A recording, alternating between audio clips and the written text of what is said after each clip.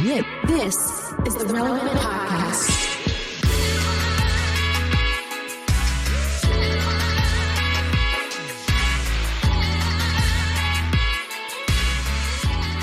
It's episode 1230, and it's the Relevant Podcast here in Orlando. I'm your host, Cameron Strang, and joining me from Loverland, Virginia, is Jesse Carey.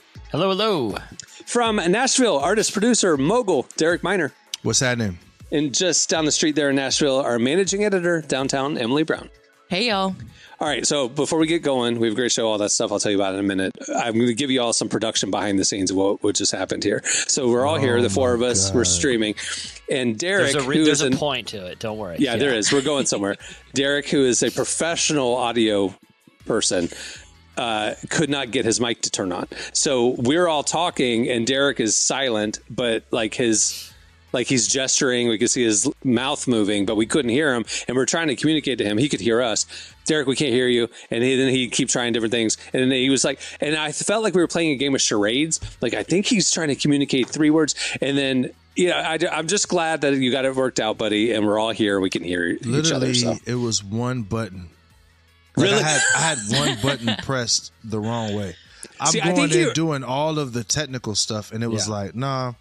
It's just one button. And it wasn't the mute button for all you smart Alex out there. I think you were trying to tell us that. We were trying to lip read, but we couldn't quite make out what you were saying. So I'm taking compressors, preamps. I'm rerouting stuff. I'm like, oh my God, what's happening? And then I look down and I'm like, oh, that's it. Well, Derek, we were prepared just to release the video and hire a lip reader because as a lot of people who are watching pop culture, lip readers are having a real moment right now. Right. So we were thinking what we could do is send the video of the four of us to a lip reader and they could just overdub what you're saying for the audience. So that's what we were thinking we'd do. They wouldn't be able to do that with my country accent. Well, look, no, you'd be surprised. I've seen lip readers. When Obama and Trump sat next to each other I saw lots of interpretations of what they were going back and forth with professional lip readers. The inauguration. I don't believe none of them. Look, we're going into movie awards season where they go to commercials at like the Golden Globes or Oscars or whatever, and they come back and 2 celebrities that don't really get along kind of bump into each other on the way back from the bar. The next day in the feed's all lip readers. It is a big industry right now. Well, the inauguration, I mean, what did Melania say about that? Or like the family when the bishop was talking about please be kind to the immigrants and the family's like talking. Yep. I saw lip readers interpreting what they were saying. I feel like politics and entertainment are behind. Sports have been dealing with this for a long time. Like football coaches have clipboards that they put over their face to prevent lip reading. That's right. They'll cut to the sidelines and as like the offensive coordinator's calling in the play, he'll keep the play thing in front of his mouth because he doesn't want like lip readers telling the defense. I think here's my bold prediction. You know those little parasol fans, those little handheld deals? Yeah. Like the Black Church fans? Oh, yeah. Asian fans. The ones with Martin Luther King on the back of them? Exactly. Those. They're going to start making a comeback because lip reading is getting out of control. You can't have a private conversation at a public event anymore because cell phone cameras. Everyone's filming and it's uploaded the next day and everyone's trying to lip read. They're going to have because of Belichick, by the way? Yeah. Belichick was the one who would record people talking, have a lip reader to reverse engineer their plays. I believe it was Belichick. That's what Spygate was about? I didn't know that. Yeah. That was hand signals and lip reading and all kinds of, Yeah. But that's why. Hey, well, first of all, let me ask this. I know that's old news, Hey, if obviously. you ain't cheating, you ain't trying, boy. Exactly. But why is that illegal? I mean, if I'm standing on it, why was it a scandal? Well, there's a great documentary on Netflix right now about the kid who went to Michigan, and I watched it, and it's the same thing. It's like, look, if I'm attending the game, you're telling me I can't look at somebody and try to interpret. It was basically a guy who was dedicated his life to trying to decoding hand signals from college football sidelines so that he could know what plays were running.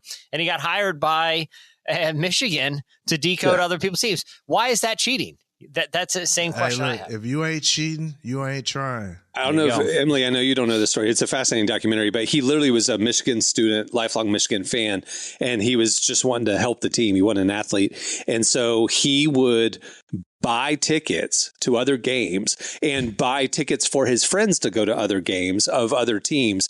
And they would sit across from an opponent that Michigan had coming up, and they would just film from the stands what the sideline was doing and what plays were being called. And then he would then document, oh, this is that. And he would provide it to the Michigan team as an advantage. To me, that's just scouting. It's a fan. That's a lot. What? But how is that illegal? But he literally got banned. He got fired. Like all this stuff. Like it was a controversy. I don't get it. We know things that make illegal things are often things we just didn't predict. Like it's not necessarily that it's right or wrong. It's just, oh, you did something we can't predict. So therefore, this wrong. We're kicking you out. Yeah. Yeah. Anyway, I thought it was smart. I was like, good for him, but whatever.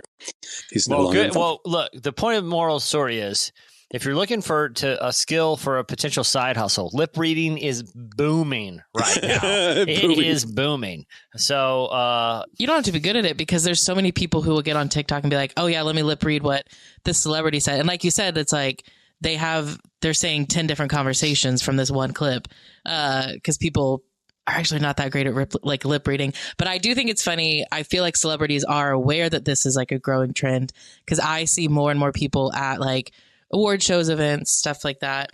People at these events are like talking with their hand over their mouth now, because I remember last year, I think it was the Emmys, Selena Gomez and Taylor Swift, like there was a huge thing where they were like talking to each other at the table, and there was like 15 different articles about what they said. And then Selena actually like came out and was like, okay guys, I'll tell you what that conversation was. 2 of my friends are like hooking up, and I was telling Taylor, like she like came out and said what happened, because there was so many crazy things going on. That's a lot.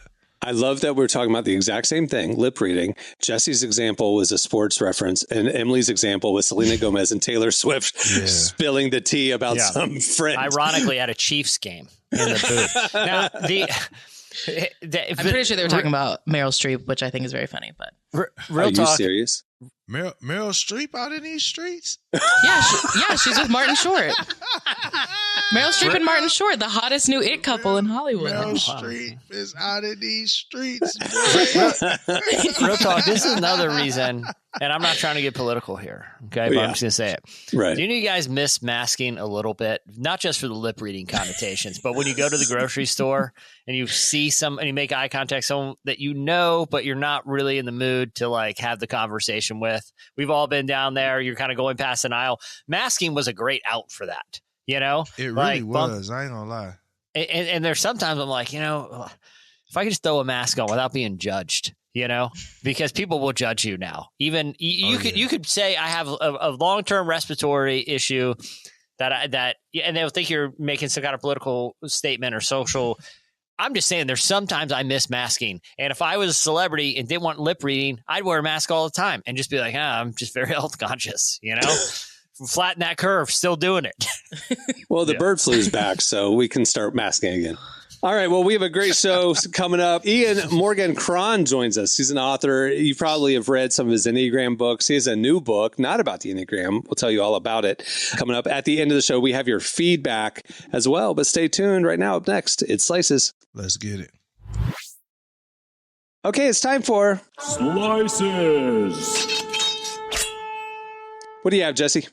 All right. So I ran across this story, and it really sparked a lot of just curiosity in me. I saw that Hans Zimmer, you guys know Hans Zimmer. Oh, yeah. He's one of the GOAT composers who does all the Christopher Nolan movies, big epics like Gladiator and Dune. And he's really famous for the bong, bong, like that big kind of ominous. Yeah. The drones. Yeah. And, really creates these, like I said, very ominous cinematic compositions for films we've all seen. He is currently in talks with the authorities in Saudi Arabia to redo their national anthem. Okay. They want him to recreate the country's national anthems, quote, using different instruments. All right. I had to listen to it. I had to go listen to it. All right. It's called the Chant of Saudi right now. The official anthem was written in 1947 at the same time it was composed, and it's called the Chant of a Saudi Nation. I'm not gonna lie, it's in desperate need of a little facelift here. I have no idea how a Hans Zimmer score will work with this national anthem. It's very parade-like now, but the current Saudi national anthem. So I don't know if he can pull it off. I hope he gives it a shot. But then it kind of sparked something in me that was like, could this open up a whole Pandora's box of a lot of countries being like, this is even an option? I thought once you had a national anthem, you're kind of locked in here. Because if we're revisiting, I think as Americans, we got to be honest with ourselves. Yeah. Ours is a mouthful, okay? I don't know anyone who's just our national anthem is no banger, okay? And if it's an option just to hire someone to redo it, and Saudi Arabia is doing it, why not us hire a producer to go and give another stab at this thing? Very few people can pull off a good version of the national anthem. It's, oh, say, can you see? It's all over the place. Mm-hmm. I love this precedent of hiring real composers to do national anthems. Derek, if you had to think of a producer who you're like, yo, the Star Spangled Banner, for real. It's time. The day has come. The only answer is for real. Yes. The only answer is for real. There's no other answer other than Pharrell Williams. Just shoot it in my veins right now. I love it. I love it. And I think, listen, and again, not to get too political, all kinds of executive orders came down the pipe the first day of a new administration. If he just slipped in Pharrell's redoing the national anthem, I don't even know what anyone noticed until it just rolled out one day. And people are like, when did this happen? They're like, he signed it into law day one. How do we miss it? I don't know. There was like 100 things. And he said, if Saudi Arabia's got Hans Zimmer, we're taking Pharrell, and we're taking the Star Spangled Banner up a notch. And that's the Gulf of America now. We can't have a new national anthem? Come on. That's not a bad take. I'm down. I'm not mad at it. Look, you give me a Pharrell Williams national anthem, I'm in there, buddy. Not to be political, but if there's ever a moment in American culture where there could just be a proclamation that Pharrell's redoing the national anthem, and people just wouldn't bat an eye, it's right now. A lot's happening. We can't even keep up with it. Why do we have to, like, we're singing a song that was written in the 1800s, 1700s, and then, you know, like, we should contribute to the future. Like, we should put our stamp on. I agree. I'm all in. I don't think it's a silly idea. Why are we singing a 200-year-old song? Let's make a new one. Done. I don't even know what a rampart is. Okay, but we sing it. It was still there. That's all I know. Yeah, but not anymore. You said it's still there. That's all I know. Listen, wait, okay, so in this world, though, so Pharrell produces a song. Is he also, like, singing it, or who are we bringing in to actually, like, be on the song? I don't think we can't have Adele. She's not American. No, she's British. Yeah. Yeah, that kind of goes again. Who's an American Adele? Oh, she's Canadian. No. I mean, Carrie Underwood. No. Jelly Roll.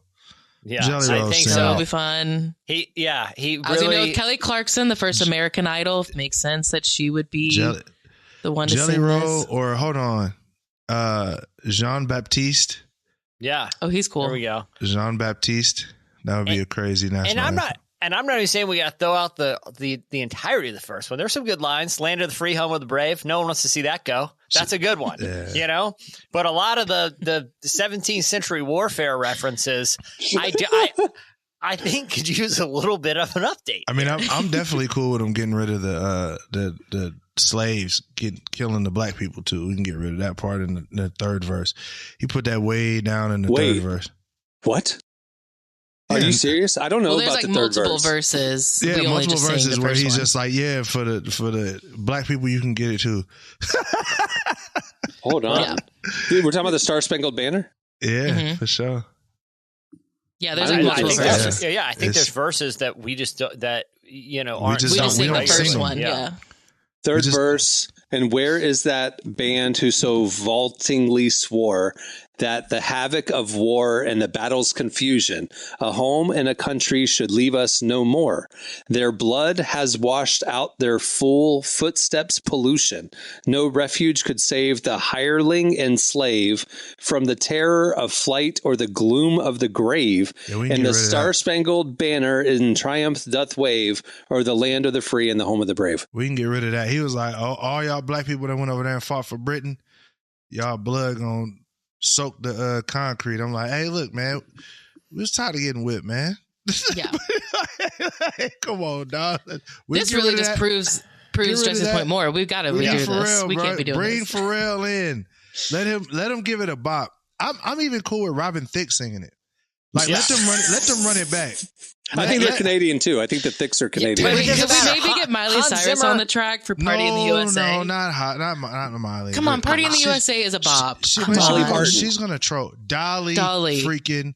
There we go. We got That's it. Pharrell Williams produces Dolly Parton. She sings the national anthem. It wins 1 million Grammys. And everyone's happy. It's lit. It wins Grammys, and it's a staple in culture from here on. And it finally unites the country, which I think is what we really need. That's what we need. We need Pharrell Williams and Dolly Parton to unite the culture. Yeah. And if it were ever happen, like I said, it's a moment in American history where no one knows what's happening right now. It's very confusing. And if it's one day like this is the law now, this is the anthem, I think people would just be like, okay, this is really the least of our concerns at the moment. So here we go. Right.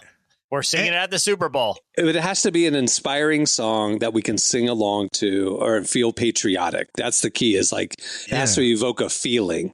Yeah. You know, so they'll figure it out. They'll figure that out. Dolly can maybe get us there, but can Pharrell? Man, I don't know. Yes. Yeah. I'm talking about production wise. He's just producing. Dolly's singing. Mm-hmm.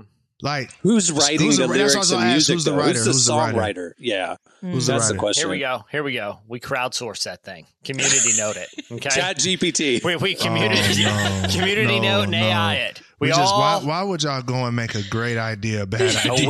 We Wikipedia this thing. We all leave some notes here, okay? And then let AI figure it out. Why would we do this? Done. All right, Emily, what do you have? Okay, I saw this news article this week that I thought was interesting. So in Maryland, they are trying to implement a new rule that the faster you drive, the more your fine will be on your ticket. So right now, cameras in Maryland. That's what? Like, if I'm going 85, my ticket's bigger than if I'm going 50. Like what? That is true maybe in Florida, but that is not true necessarily in Maryland. So right now, if you get caught on a camera in Maryland speeding, if you're going over 12 miles per hour, it's only a $40 fine. And that's in school zones, residential zones, or it's kind of worth it. Anywhere not on a highway. I literally got pulled over in a school zone a couple years ago. The street was 30. I was going 31, and then right at the beginning of the school zone, which I didn't realize it was school time. I didn't see the flashing light or whatever. They had a little speed trap set up, and the cop walked out into the middle of the street and just waved me. He just like pointed for me to pull over. Like they were just sitting there, and I was going 31 in the 20, and I got a $280 ticket. Wow. So it's only 40, and that's 11 over. So if I'm going 12 over or more in Maryland, it's $40. I am moving to Maryland. Well, what about this system? Or just don't speed in a school zone. Well, I didn't know I was. Idea too. I always slow down. It's just they caught me right before I slowed down. You know what I mean? It's like that technical. It started a little earlier than you realized, kind of thing. And they were speed trapping it. Here's an idea. You don't like them kids. That's what it is. That's what it is. Here's an idea. They can fend for themselves. I'm teaching them life lessons, man. Stay out of the street. That's what I'm teaching them. Look. This opens up a whole. Because traffic tickets raise revenue, right? What if you can just be like, look, you can buy different levels of driver's license, and they'll denote it on your license plate. And whatever, if you buy like the premium, okay, that's like buying the ad-free Prime or whatever, okay. Yeah. You get an extra 15 miles an hour. You buy the gold or whatever. So stupid. Driver license. How do you enforce this? So you can put a decal on your car that that's what premium? I'm saying. On the license, it's on the license plate. On the plate. Okay. On the plate and your drive. I don't like it. if some rogue state out there, okay, like I'm looking at you, Florida, maybe Texas, I could see this happening. We're like, for a certain amount, you get an extra 15 miles an hour on your, and it could be like $200 a month. How many people you think would do it? I would do it all day long. Absolutely. $200 a month is crazy though. I haven't worked out the pricing yet, but during my meeting with Governor DeSantis, we will be discussing.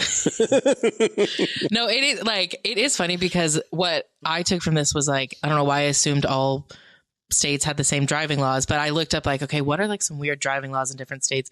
And I do want to read you a few because I would love to hear y'all's thoughts on these different ones. So the first one, in Alaska, it's illegal to drive with a dog tethered to roof of a car. Wait, illegal or legal? Illegal. When? Why did they have to make that a law? When and how did that look like? What Why reason? are you tethering a dog to the top of the car? At what point Is the were they dog like, alive? Like, When did It this? does not specify if it has to be alive or not. When did this become such a problem that it constituted an entire law? You know, that is the question. That's the real question here. I'm like, what was y'all doing in Alaska with these dogs? Look, if you're a dog, I know, listen, for everybody, listen with your pets. If you run away from your owner, do not go to Alaska.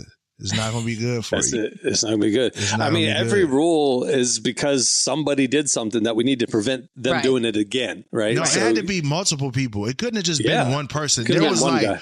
tons of people with dogs on top of their car, tethered to the top of the car. And it was like, enough is enough. Yeah. Which brings me to another one that I'm really curious how this ended up becoming a law. In Arkansas, it is illegal to honk a horn after 9 p.m. outside of an establishment that serves sandwiches and cold drinks. That's just good sense. That's just good sense. Hold on. So, somebody was pissed off at Subway. So who's going to Subway at 10 p.m. anyway, first of all, for sandwiches? Someone who's in a bit of a downer, probably. Somebody's just out there honking to the point we got to pass a law. That's great. All right. Okay. In Idaho, it's illegal to ride motorcycles if you are older than 88 years old. That's wisdom right there. That seems it is, but I'm also like, why 88? That's But also- discriminatory. Yeah. Also, natural selection. You know what I mean? And motorcycles not going to hurt anybody but themselves. So it's like, I don't know. Makes sense. Protect the grannies, man. What's wrong with you, bro? Well, granny's out there on a motorcycle at 90. Hey, I mean, look, hey, if man. Granny want to pop a Free willy country. on a Harley, Granny can pop a willy on a Harley, bro. Look, they don't lose their American citizenship when they cross 88. Freedom, okay? Hey, can you imagine just riding down the street and an 88-year-old woman is just ripping it? That's the kind of country I want to live in, Derek. She's just ripping it on a Harley, just. I'm sorry, I didn't know we lived in the Soviet Union where the elderly get their motorcycle privileges stripped away, comrade. Oh man! What state is that? Iowa? That's Idaho. Idaho. Got it. Stay out of Idaho. All right. Yeah. And then I'll leave you with this final one, and then we can get to Derek's slice. But in Massachusetts, it's illegal to drive with a gorilla in the back seat of a vehicle. The front seat might be okay, though, because it only mentions back seat. So What? Okay. Wait, first of all, you can have the gorilla. You just can't.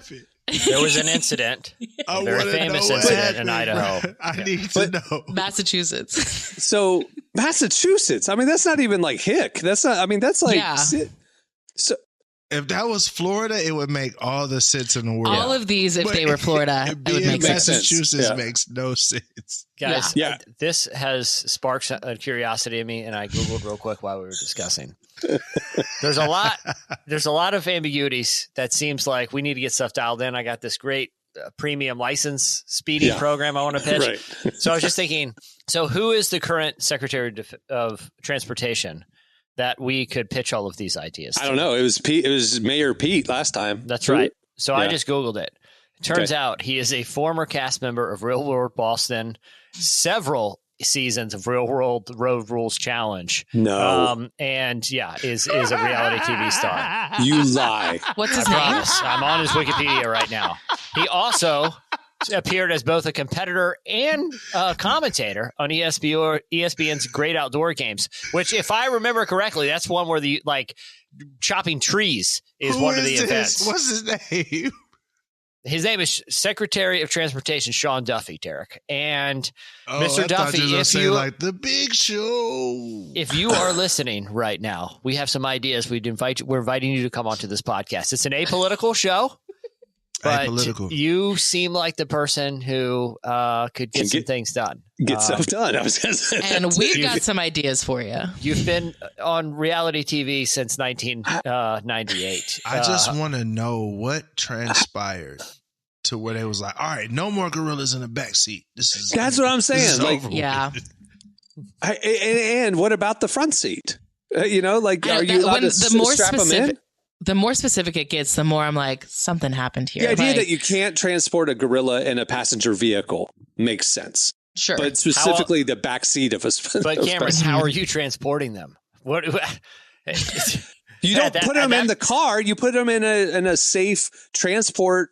Like a trailer? Like a trailer for horses. If I owned a gorilla, I would put him in the back of my Model Y and I would strap him in and we'd go for a ride. A gorilla is like 800 pounds. They don't fit in a Model Y. Guys, maybe. I was Silverback. driving down the highway. Maybe it's not a silverback. Maybe it's a... The moms are just as big. Yeah, a juvenile. And they're very protected. A juvenile can still knock over an adult. I saw it with my own eyes in Uganda. Like literally a friend of mine got pushed to the ground by a 2-year-old.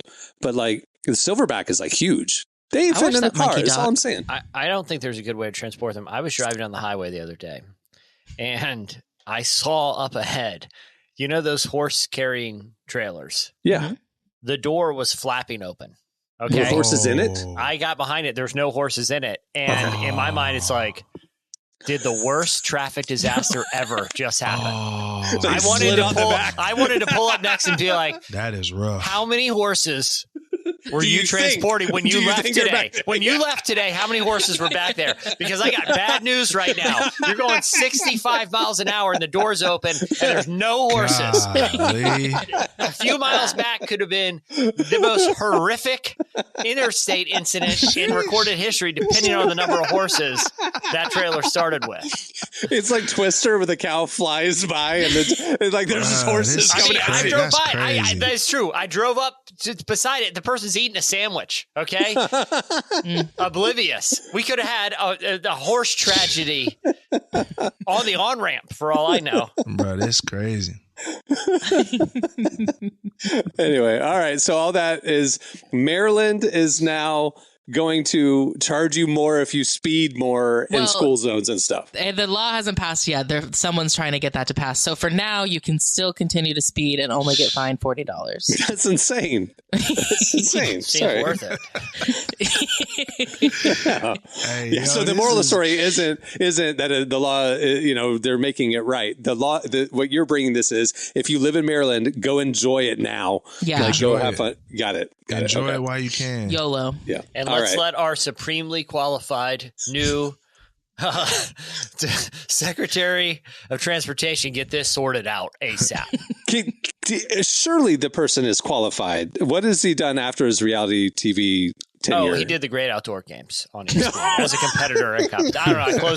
I lost interest and closed the Wikipedia page. I know what I need to know. That's it.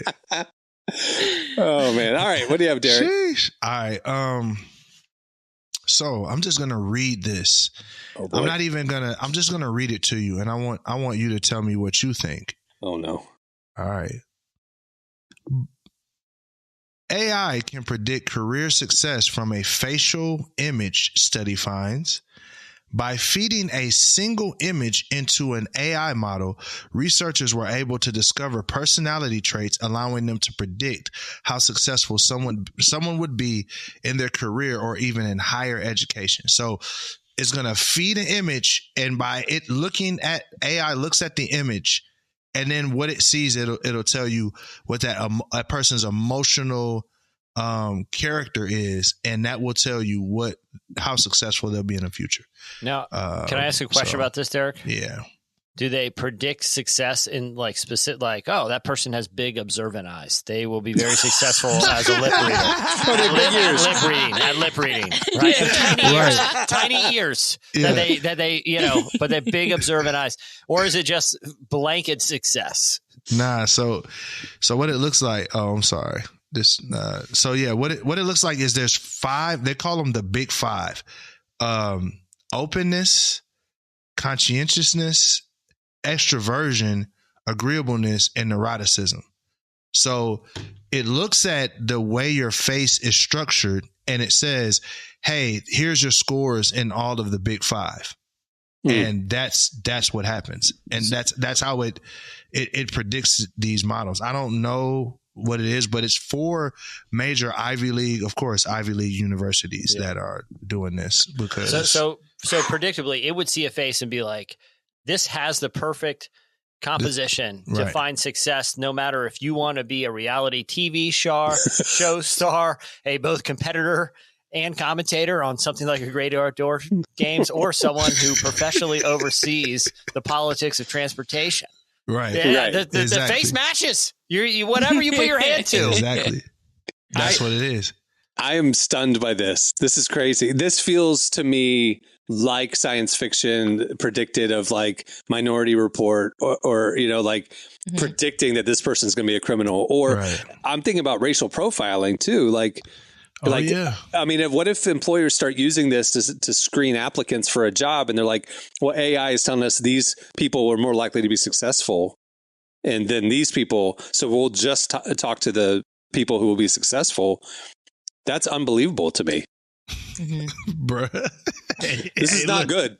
There's a lot of stuff that's been unbelievable to me in the last 5 years, but here we are. So that is not good, man. I wonder if that will affect like the cosmetic surgery industry, where people are like, just give me that success look. Give me the success package. Yeah. Give me the Donald Trump. Yeah. Give me the success face. I need it. I want it.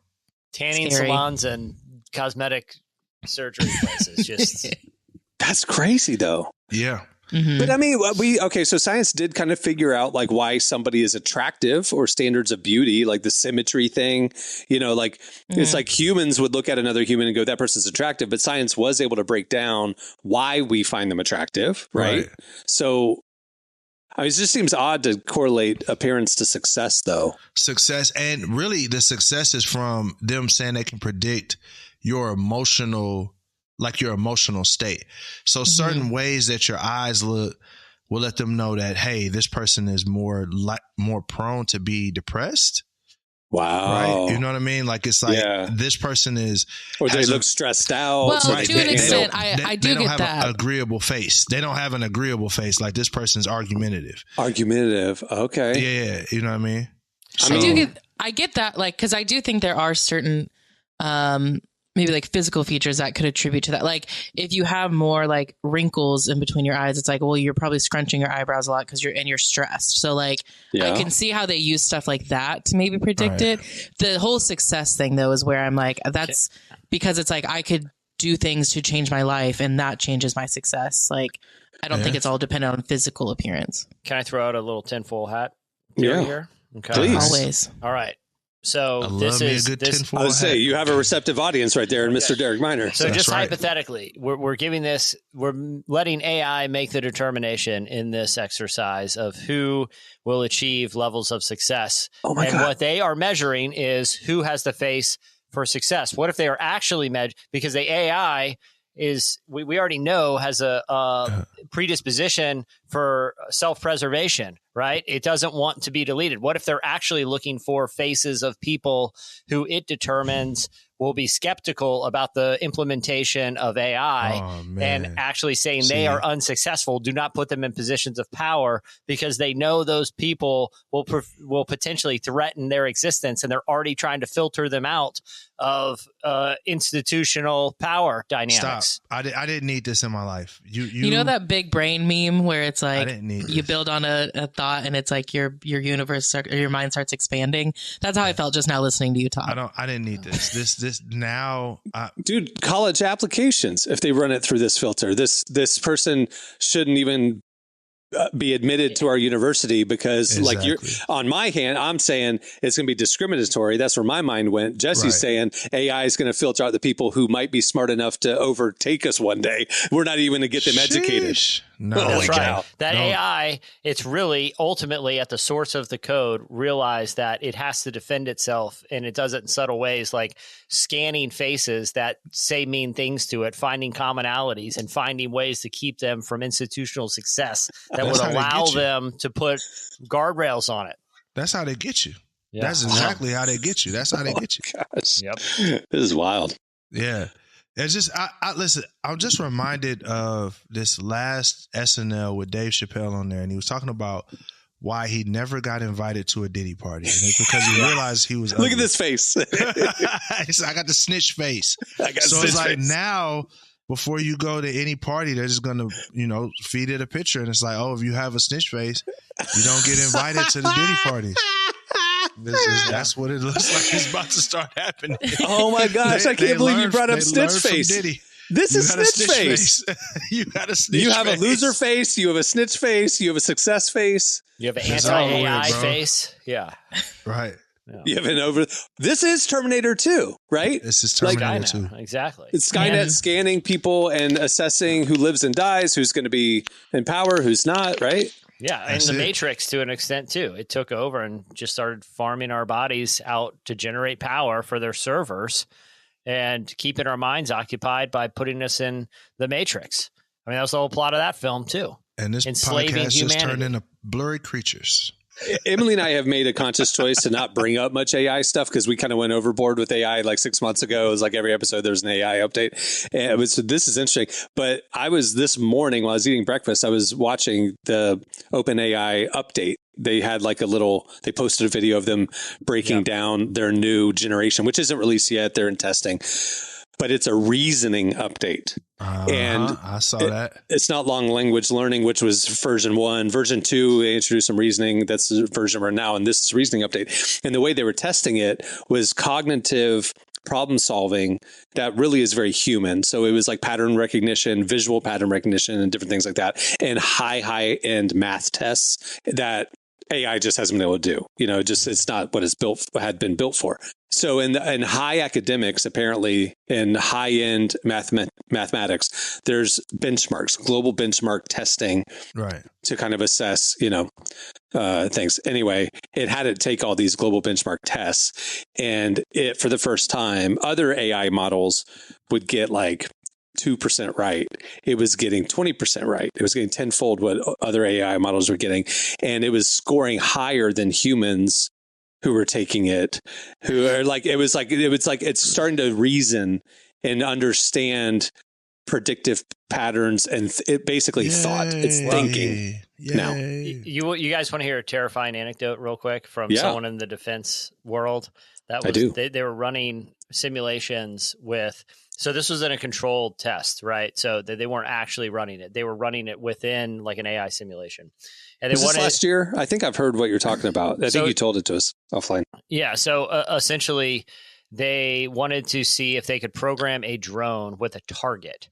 And the drone would use information that it had access to find, they said, find this target and kill it, right? But before you kill it, make sure you check with the certain person in control back at command to get the green light to pull the trigger. But your mission is to go it's a find and kill operation. Right. And it would just it would search the internet, it would look at intelligence reports, and it would find the person, right? A target overseas. And in this scenario, when they found the person and checked back at the command said, good job, you found it. Don't pull the trigger. Do you know what the drone did in that situation? I'm assuming he pulled the trigger because he thought it flew to the command, killed the person that said, don't pull the trigger. And because if by its logic, it could not be denied position, then went and killed the target. Wow.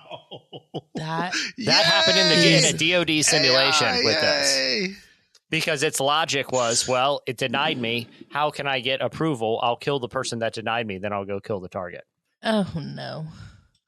Yay. Ian Morgan Cron is coming up. Hey, for the black people that listen to this pod, y'all know exactly what I just did. Y'all know the way my eyes were rolled like, oh gosh, here we go. I knew, Derek, that Emily was sending you that slice as a suggestion. And because we talked about it, and I thought, you know what, this will be a good, thoughtful conversation about like profiling, right? Like the dangers of profiling. I did not think it would end up with Terminator 2 nightmare scenario. A true nightmare. Yeah, sleep tight, everyone. You're very successful. The thing with the profiling is it's so ingrained and baked into the culture that I'm just like, yo, if you're black, you just gonna have to figure it out. Like it's just really like. There ain't no fixing it. Just, guys, we got to figure it out. You're going to have to be twice as better. And now you're going to have to get surgery to get the agreeable face. So it just is what it is, guys. I'm sorry. I don't know what to tell you. You brought it to snitch face. We went from profiling to snitch face to the drones killing us. Drones taking over the world. Great. Yeah. Great, everybody. So that's what's happening in New Jersey. At least we'll have a new national anthem that we can all stand behind.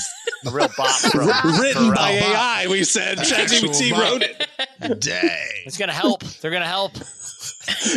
You're like, we welcome you, AI, to America.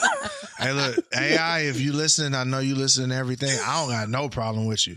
I use ChatGPT. I use all kind of different AIs. I'm thankful for you. So, look, just listen. Don't get me. You know, you're joking. I know you're joking about like, oh, you're listening. I have a suspicion, and I'll tell you why I have this suspicion. I do think AI does listen to the podcast. Here's why. Uh-oh.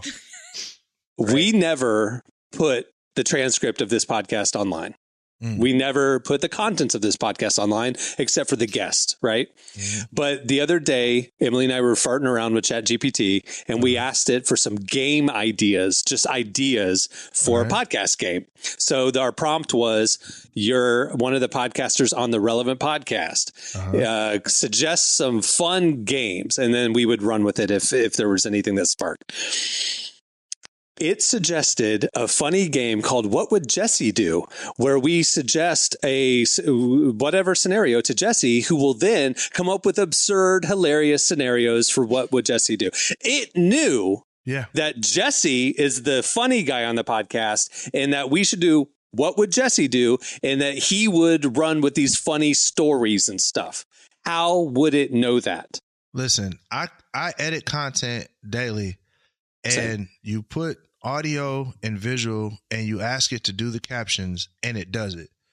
That's all you need to know. Like, if it can do that in just your video editing app, it can do that across any aspect. So Jesse, AI knows your name. AI Jesse knows you, bro. So you better start He knows being you're nice. a troublemaker. It knows that you're...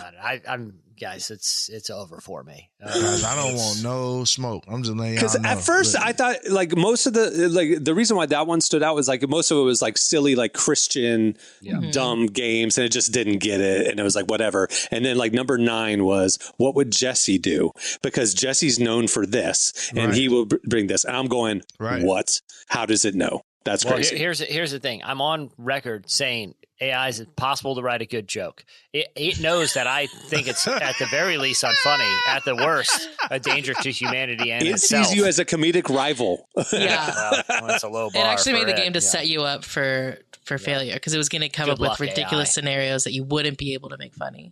You can beat someone in chess, but you know, again, try 5 minutes of crowd work. Let's see how you do. Right. Dude, maybe it really does have a thing out for you. You've been calling it out, saying it's not funny, it can't write a joke, and it's hey, I'm not joking. If there's any drones in your backyard, go inside. That's all I'm saying. You do live by a military base, don't you? I do. I know. There's a lot for me to be concerned about. I need to immediately call our new Secretary of Transportation and get some helicopter. I live in Antioch, so we're good. Yeah. Ain't nobody coming over here. All right, well, that'll do it for Slices. Make sure to check out relevantmagazine.com every day, where we are covering the intersection of faith, culture, and everything in between. And we promise no AI stories, no coverage. That's audio only. We thought we were keeping the coverage to the audio platform so it couldn't hear our critiques. Now we know that's not the case. Well, I don't think it's crack lip reading yet, because all the interpretations I've seen pretty bad. So we're actually about to turn this podcast into a mime. Yeah, we're going to do a big hour-long of charades. Tune in, everybody. It'll be our new video podcast. Derek, 3 words. Trapped. Yeah. First word. Yeah. Anyway. All right. Stay tuned. Up next, Ian Morgan Cron joins us. Well, our guest today is Ian Morgan Cron. He's an author and psychotherapist who you probably know as the Enneagram guy. But he's got another topic on his mind today: addiction and recovery. Back in his 20s, Ian developed an addiction to alcohol that nearly derailed his life. Through the 12-step program, he got his life back on track, and he's realized that all people can benefit spiritually from the program too. We talk with him about how no matter where you are in life, there's always a way to get your life back on track spiritually and physically. And we promise no AI talk. Here's our conversation with Ian Morgan Cron. Well, in your new book, The Fix, you talk about how the 12-step program helped you recover from alcohol addiction. And I honestly don't think a lot of our audience even knows that you struggled with addiction. Can you share a little bit more about your recovery journey from alcoholism? Yeah. So my addiction or my recovery journey first time happened in 1987. And that was with, alcohol. And I, was a young man. I was in the throes of something that was bigger than me. And I was fortunate to see a therapist who spotted the problem fast and himself was in recovery. It took me to my first meeting. There it began. I attended meetings for a couple of years, kind of worked. I like to say that the first time around, I just was kind of auditing the class. You know what I mean? I wasn't really taking it for credit. But here's the good news. I got enough of it that the need to drink was expelled. And for well over 2 decades, I was sober and it was great. Life went on. In 2020, I relapsed and, it's COVID, it's a mess and lots going on. I didn't talk about it publicly because I just didn't think that was emotionally wise, and I'm actually a person who believes that it's perfectly okay to have things that are private in your life, that you don't need to be transparent with everybody on Instagram. That's, I find kind of gross actually. But, now 4+ years in, I was like, man, I really need to write a book about the profound impact that the 12 steps have had on my life as a person of faith. But even more importantly, and this is actually what the book is really about, it's how the 12 steps are for everybody.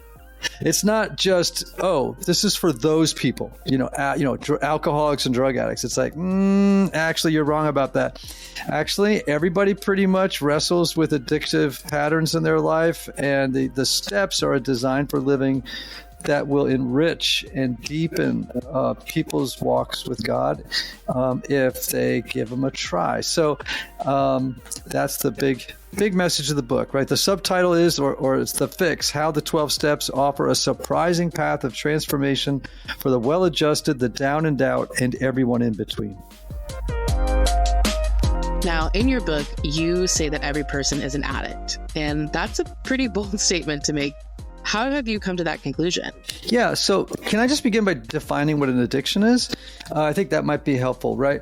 Like, an addiction is a unhealthy, compulsive relationship with a person, a behavior, or a substance that has mood-altering effects and negative consequences. So you just keep doing it despite its effects on your well-being. Right?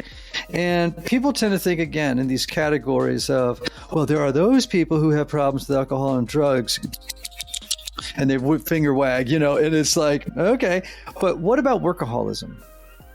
What about technology addictions? What about porn addictions? What about sports betting? What about nicotine? What about food? What about exercise? What about, people pleasing? What about approval seeking? What about, the list goes on. In fact, in the book, I have this list that's onerously long. And I'm like, sorry for making you look at that. But facts are, there are, in fact, the great Christian psychiatrist Gerald May wrote a book many years ago called Addiction and Grace. And in it, he says, to be human is to be addicted. And to be human and addicted is to stand in need of grace. So nobody is exempt from these patterns. And wouldn't everybody benefit from a time-tested pattern or program for living that has saved the lives of tens of millions of people whose conditions were probably far worse than anybody else reading the book? You know what I mean? It's like, if it works for them, gosh, couldn't it work for you with your pornography addiction or this addiction? It's like, hello, people, what's happening in the basement of your church at these 12-step meetings could be made available to you upstairs. You also mentioned that loneliness can contribute to addiction. What is it, like, why does addiction fester when we're alone? I just have to be honest and say addictions are super complicated, right, to parse. So they're not the result of one thing. They're a result of many things in different combinations for different people. So I think there is though it's yet to be proven, I definitely believe, given the evidence, that there's probably a genetic or biological component to it. Certain people are more susceptible than others. There is a neurological component to it. That's really important. There are social components. There are familial components. There are probably epigenetic components. There are trauma components. It's like, okay, it's like kind of overwhelming, like all the stuff that goes into the flowering or the formation of an addiction. The bottom line is that human beings suffer from what I call the big ache. And the big ache is just the suffering all of us feel on a daily basis as the result of being human, as being broken human beings in a broken world. And when we feel the big ache, and the big ache is really at times can be pretty intense, right? We look for external solutions to this internal problem. Now, that's going to get you in trouble, because that's like going to the hardware store to buy bread, right? It just doesn't work, right? Now, then eventually what happens is that your external solution, whether it's workaholism or pornography or whatever your thing is, people pleasing or whatever, codependent relationships, whatever it is, the external solution becomes a bigger problem than the problem it was trying to solve. So like I oftentimes say to people, someone will say to me something like this, Bob has a drinking problem. And I go, okay, but maybe what we should say is Bob has a drinking solution. Or someone who has a porn problem. Actually, they have a porn solution. So we need to understand that the addiction isn't actually the problem. Yes, it is a problem, but it is not the problem. It is the solution in that person's mind to another problem that they're probably unaware of, right? It only makes sense that being human, they went looking for a solution, and that solution didn't work. And they forgot or never knew that the only solution to that is ultimately spiritual. To much of our audience, you are known as the Enneagram guy. So I have to ask here, in your research, have you found any sort of correlation between Enneagram types and addictions? Yeah. So listen, as I mentioned earlier, addictions are really complicated. So there's no number on the Enneagram that I think is more likely to become an addict than another number. Right? I see every number in the rooms, right? And they all come for different reasons. The stories are all the same, but kind of different. I've never heard a story where someone said something so new that I went, wow, I hadn't thought of that. It's like, nope, I've heard people who've done that before. You know what I mean? Like it's not, sin is not very creative, actually. Sin is, like I always tell people, always say like, I am the worst sinner. And I'm always like, don't flatter yourself. You know what I mean? Like, don't flatter yourself. I know people far worse than you. Or even if you're really, really bad, you have not come up with any new sin that has never been, manifested on the earth before. Like sin is pretty boring and uncreative, right? It's always sloth. It's always, envy. It's always some variants of the 7 deadly sins, whatever. And I don't think when I hear people say, oh, he has an addictive personality, I think that's bad psychology. I just don't think there's a personality that is quote unquote addictive. I mean, I think certain people have dispositions and traits that might make them more susceptible, like poor impulse control or, things like that. But I don't know. I see all, trust me when I say that addictions are no respecter of any personality type. Like anybody can get it. And everybody has it. I mean, that's also the message of the book. There is no such thing as somebody who is addiction free. You may be on the mild end of the spectrum versus on the severe end, but you are on the spectrum, right? And no matter how mild your addiction is, they all have spiritual consequences.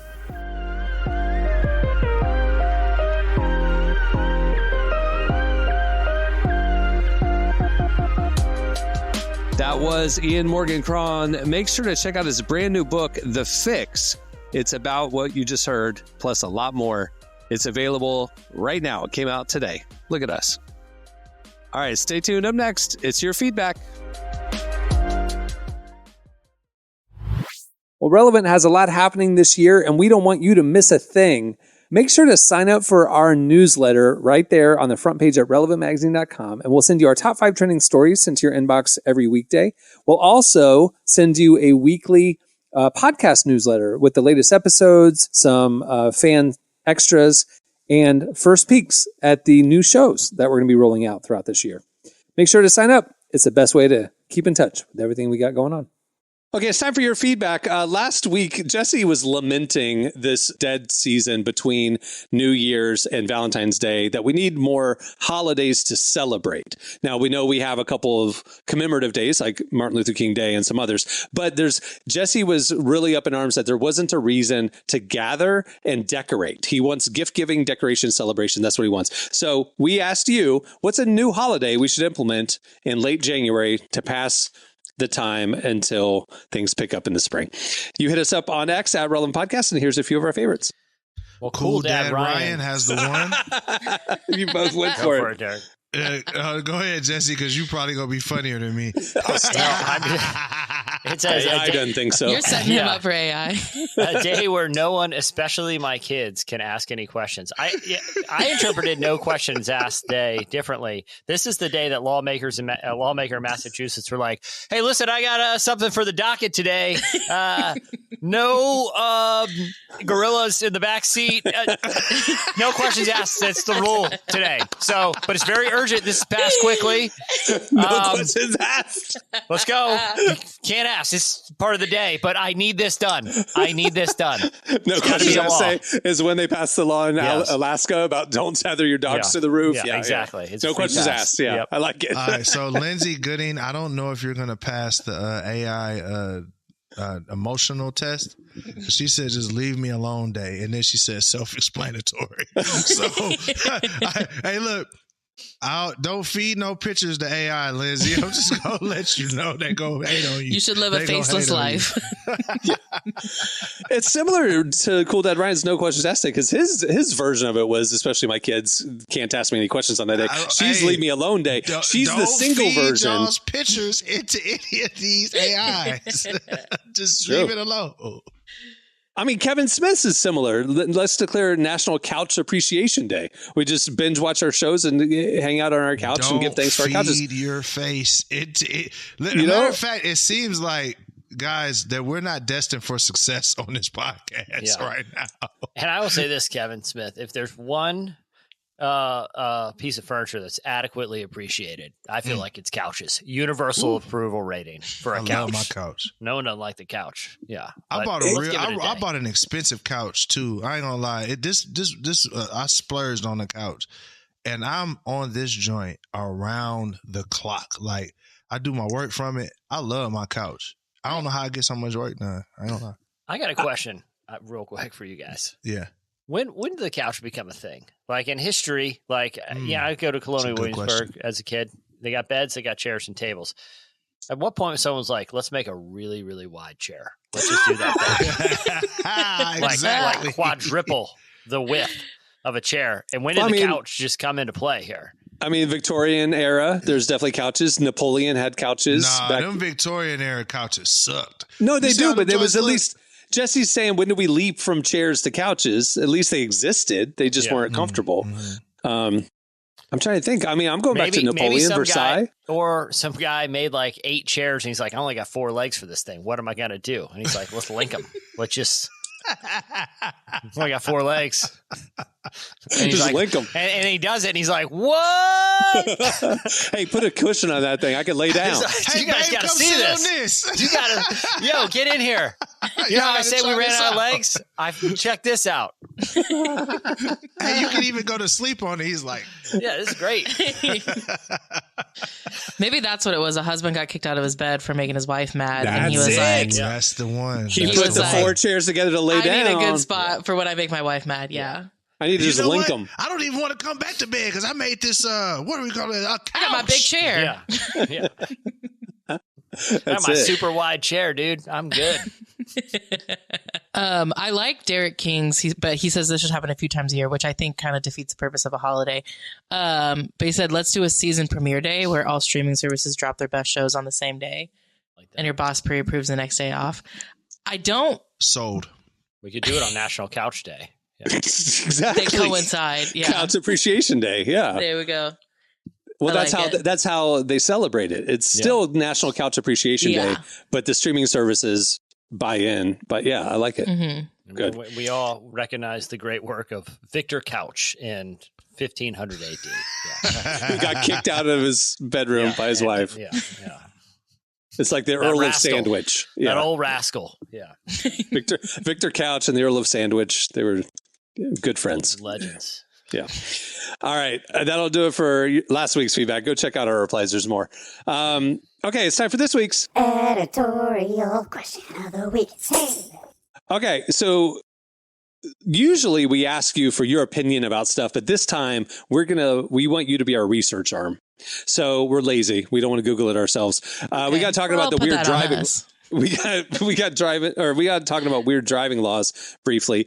We want to know your favorite weird law, a real law that you know about that you think is hilarious and you think we should talk about it. So tell us your favorite weird law and we will read our favorites on next week's show.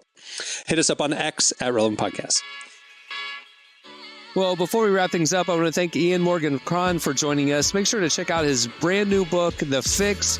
It comes out today. It's fantastic. You don't want to miss it. Also, make sure to check out issue 116 of Relevant. We have a cover story with Nate Bargatze, biggest comedian in the world. We got Jackie Hill Perry. We have Connor Price. We have Galan, The New Wave of Worship. So many articles. Check it out. You can read it for free. Just click the magazine tab at relevantmagazine.com. And if you want to get the beautiful digital issue, the digital magazine, you can with Relevant Plus.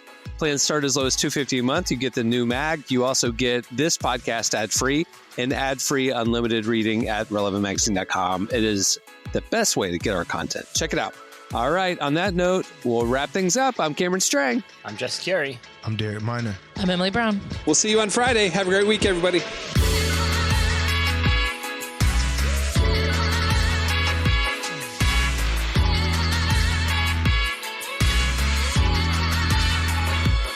Thanks for listening to the Relevant Podcast.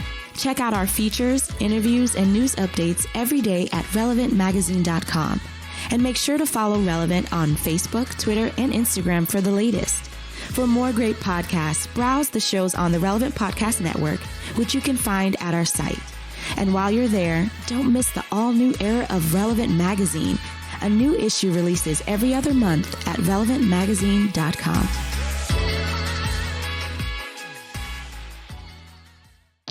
It's the Gulf of America now. We can't have a new national anthem. Relevant Podcast Network.